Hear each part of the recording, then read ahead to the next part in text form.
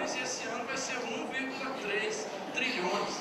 Então, a contribuição deles para o ajuste fiscal é esse, receber 300 bilhões a mais, né, enquanto os trabalhadores sofrem para o governo arrecadar mais 18. Né? É impressionante a grandeza das cifras. Né? Questão do Davi, questão das reservas, a questão da corrupção aí, né? Como é que a dívida, na verdade, nós até fizemos essa discussão na última reunião, né, lá em Brasília, né, do Conselho Político da Auditoria Cidadã. A dívida, na verdade, ela é a maior corrupção legalizada que existe no Brasil, porque ela envolve metade do orçamento, né? E por quê? Quem são os financiadores das campanhas, né, da Dilma, do Serra, de quem seja, dos grandes candidatos ali que são os prováveis, né, apontados pelas pesquisas como os principais candidatos? Quem financia esses grandes partidos? Né?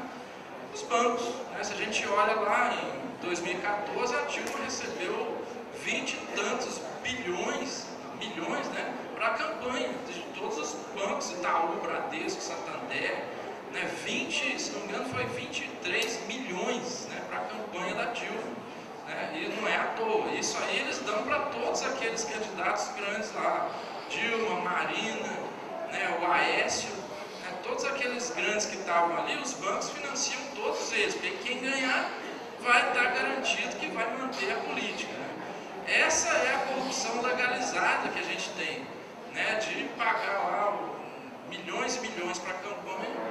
E, obviamente, nesse interregno, a gente tem também o papel da grande imprensa, né, que também é financiada pelo setor financeiro. Né, o Jornal Nacional, por exemplo, recebia, pelo menos há um ano atrás, 10 milhões por mês, né, para chegar na abertura do Jornal Nacional e falar: Bradesco apresenta Jornal Nacional. Né? 10 milhões por mês, mais de 100 milhões por ano, né, para o Jornal Nacional manter aquele discurso do superávit primário foi de tanto. Eu não quero saber de superávit primário, eu quero saber quanto gastou com a dívida, qual foi o rombo da dívida pública. Né? Mas, né, eles ficam lá escalando Sardenberg, Miriam Leitão, né, para fazer, obviamente, porque foram financiados por esses grupos. E aí, para não ser criticados pela grande imprensa, que também é uma forma de corrupção velada, o governo também não quer tocar no tema da dívida, né? Senão a Rede Globo e tal vai lá em cima, né? A CBN e companhia. Né? Então tudo isso é um sistema, né? Como se fala, é o sistema da dívida. Todas essas engrenagens, né, colocadas.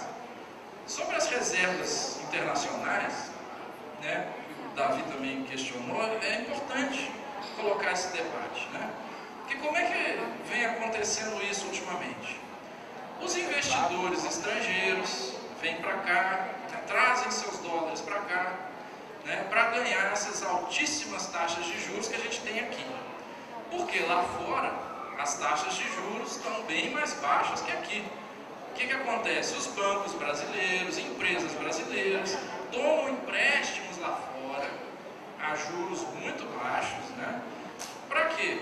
Para trazer esses dólares para cá, para investir em títulos da dívida interna, que pagam juros 12 vezes maiores, né? E como é que acontece esse processo? Eles trazem os dólares para cá, o Banco Central compra esses dólares, né, e paga com títulos da dívida pública. Olha só, é claro que esse mecanismo é bem mais complexo, mas em poucas palavras é isso. Quem quiser trazer dólar para cá, o banco que quiser trazer dólar para cá, traz.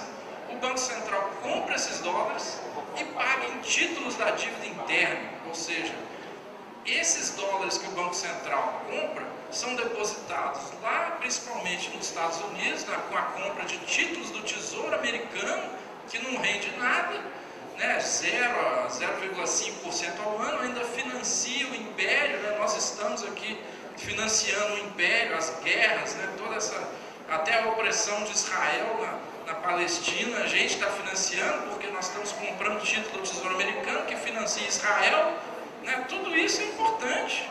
Né? E aí qual que é o paradoxo? Nós estamos aí com 300 e tantos bilhões de dólares em poder, né, do Banco Central, aplicados, a maioria deles em títulos do Tesouro Americano, rendendo nada, e para fazer essas reservas, se fez uma dívida interna de R$1 trilhão para comprar esses dólares. Ou seja, é um negócio da China, é um negócio do Brasil, né?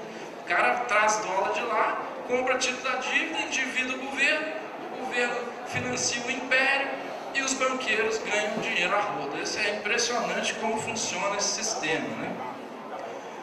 Ou seja, a questão do Henrique, né? A questão do STF é importante. Nós tivemos lá com o ministro Barroso pedindo para ele deferir, né, a DPF, né, a ação de descumprimento de preceito fundamental, que visa o cumprimento da Constituição, né, está lá no artigo 26 do ADCT, tem que fazer a auditoria da dívida, e realmente o ministro não tinha conhecimento, né, do problema da dívida. Nós levamos isso para ele, estamos cobrando.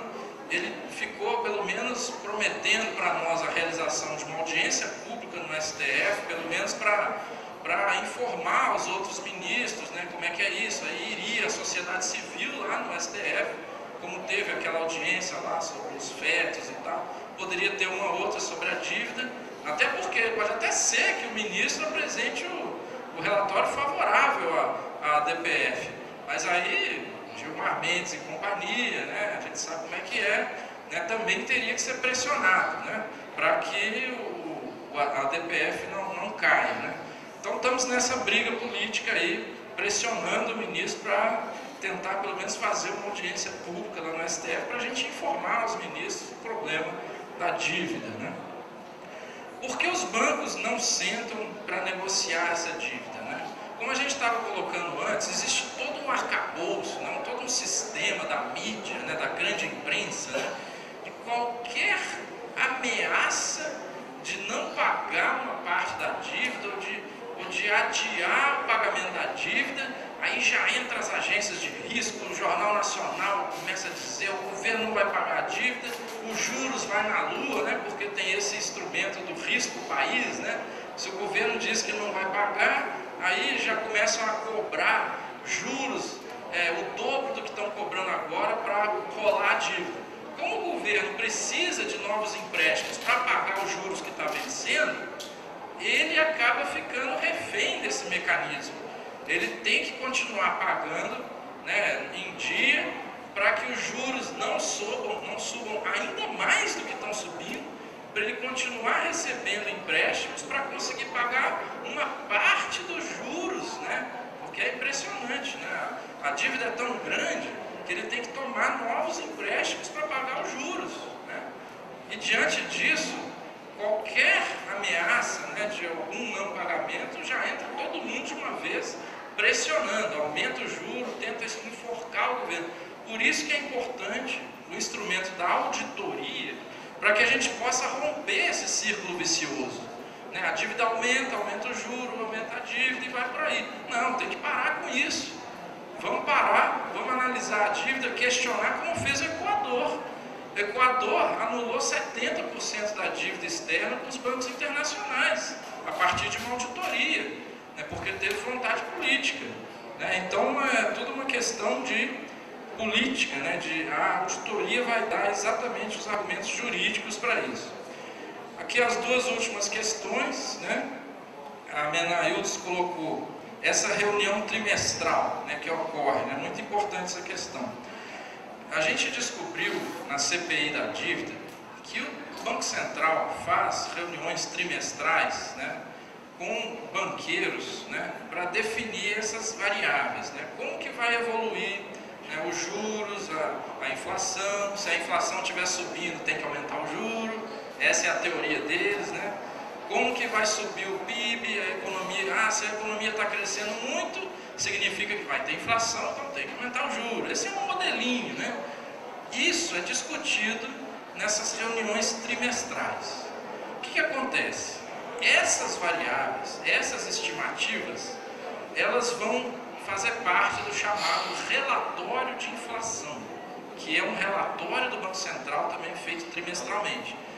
E aí, nas reuniões do Copom, o que acontece? O Copom pega esse relatório de inflação, pega essas estimativas que foram feitas nessas reuniões, né, com os banqueiros, né, e usam para definir a taxa Selic, ou seja, é um jogo de cartas marcadas, né? Então, e aí, uma questão fundamental, por que a sociedade não participa, né? Em primeiro lugar, essas reuniões são totalmente não transparentes, né? Não existe convite aberto, está aberta a reunião e tal, não. O Banco Central, ele entra em contato direto com os bancos e chama eles para lá. Na CPI, nós tivemos que fazer um requerimento de informações da CPI da dívida para descobrir quem eram os participantes, né? Porque não se divulgava nem quem eram os participantes. Aí eles mandaram a lista, né? Sem os cargos, né? São espécies, mandaram só os nomes, né? Aí nós pesquisamos, esse cara aqui é economista-chefe do Bradesco, olha só. Esse outro aqui, economista-chefe do banco tal. Aí a gente foi ver, a maioria dos integrantes lá, 90% dos integrantes da reunião eram economistas-chefe de banco privado ou de fundo de investimento, que também ganha com a dívida pública. Então, é tudo um modelo, né, de atuação em que se chama a raposa para tomar conta do galinheiro. Então, aí que está. Né? Chama os banqueiros para decidir se vai aumentar o juro ou não. O que você acha que vai acontecer? Né? Então isso é importante para a gente discutir, porque sempre que se fala em aumentar o juro, o governo fala, não, tem que aumentar para combater a inflação. Aí nós vamos lá e respondemos, então para com essas reuniões aí, essa inflação é de preço administrado, não tem nada disso, não vem me engambelar aqui não, que a gente sabe. É importante a gente conhecer essas coisas para chegar na mesa de negociação e botar o governo na parede. A última questão do Nilson, né, esse pagamento da dívida com ágio, né, foi alvo exatamente de um requerimento de informações que nós fizemos também na CPI da dívida, né. Nós fizemos um requerimento, nós começamos a investigar, pô, esse pagamento aqui está a mais, por quê? Aí fizemos um requerimento na CPI, o governo mandou uma tabela, na maior cara de pau, dizendo, não, esses títulos, mostrou cada linha um tipo de título da dívida externa, mostrando aqui o valor original do título e quanto que pagou de ágio.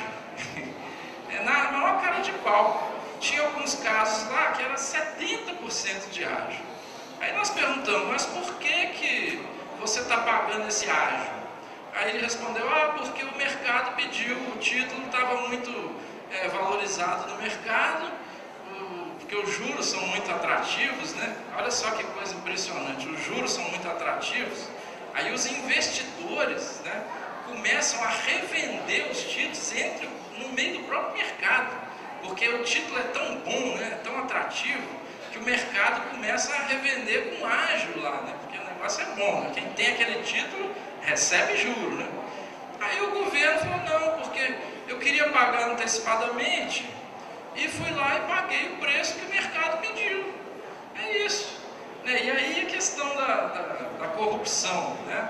É claro que ali teria que investigar, obviamente, se por exemplo, esses 70% de ágio aí que foi pago, obviamente que, né, provavelmente, nós não temos prova disso, mas quando a gente olha quem contribuiu para a campanha da Dilma, por exemplo, está lá, Santander, né, Bradesco, né? Ou seja, então, de novo, é a corrupção legalizada, né? Porque a gente sabe que de um lado eles receberam um ágio ali, de outro financiaram a campanha, ou seja, ainda que não tenha havido, né, uma tratativa específica sobre isso, a gente vê que a dívida é a grande corrupção legalizada desse país, né? Então, é basicamente isso, né?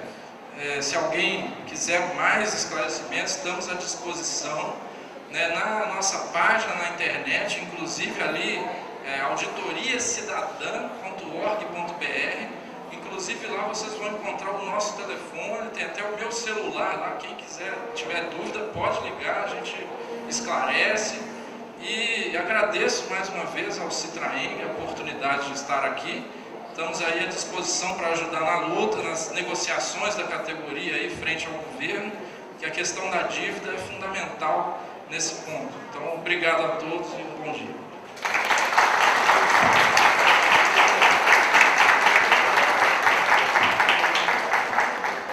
Em nome do Citroën.